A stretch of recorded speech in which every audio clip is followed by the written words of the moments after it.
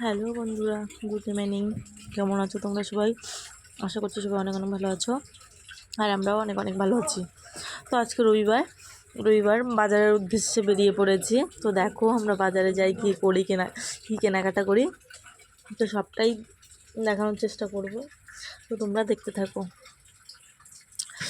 তো আমরা এখানেই থাকি, তো অনেকেই জানো যে আমার ভিডিওগুলো দেখো, সে অনেকেই জানো যে আমরা একটা মানে হায়দ্রাবাদের আশ্রম হসপিটালের পাশেই থাকি, মানে কলেজের পাশে। এই যে হসপিটালটার সাইডে কলেজ, তার সাইডে আমরা থাকি। এটা হসপিটালের মেন গেট, এটাই মানে হায়দ্রাবাদের সবথেকে বড় হসপিটাল, আশ্রম হসপিটাল। তো আমরা এখানেই থাকি। আর ওই যে বিল্ডিংটা দেখতে পাচ্ছ, ওই বিল্ডিংয়েরই কাজ চলছে এখানে। আর আমরা বাজারে চলে আসছি। বাজারে আসার পরে ভিতরের দিকে চলে আসছি, এখানে মাছ দেখছিলাম। তো এখানে কাঁকড়াগুলো অনেক সুন্দর, কিন্তু কাঁকড়া দিয়ে কেমন একটা গন্ধ বেরোচ্ছিলো, তার জন্য কাঁকড়া আর নেইনি।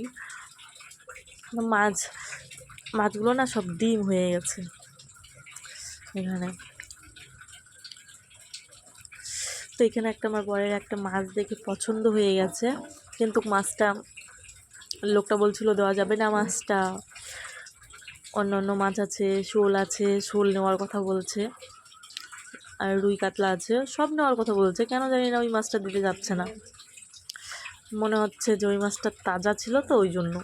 আর সব মাছগুলো ডিম হয়ে গেছে, একটু নরম নরম হয়ে গেছে।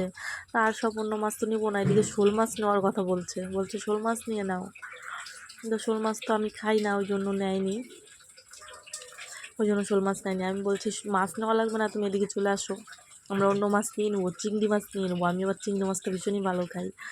আমি বলছি এদিকে চলে আসো, আমি আমের গন্ধ পাচ্ছি, আমের গন্ধতে আমি ছুটছি।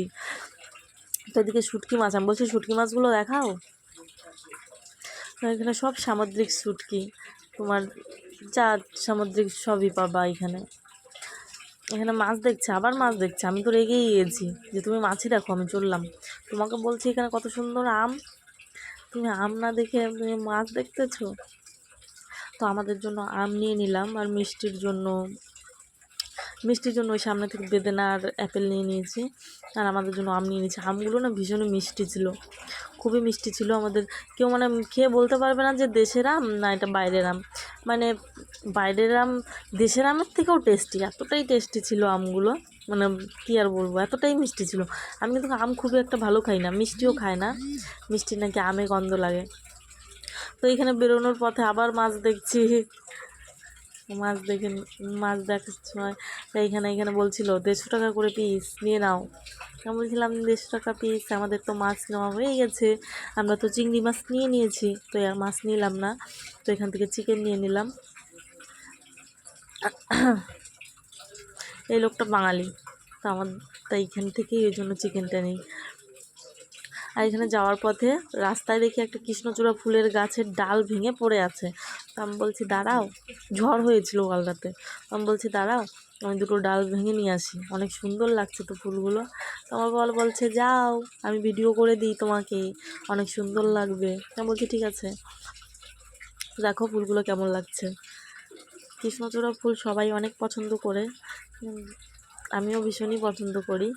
দেখো সুন্দর না, অনেক সুন্দর, ভীষণই সুন্দর। তো আমি বলছি চলো হয়ে গেছে, এটা ঘরে নিয়ে যাবো। আমার বলছে ঘরে নেওয়া যা লাগবে না।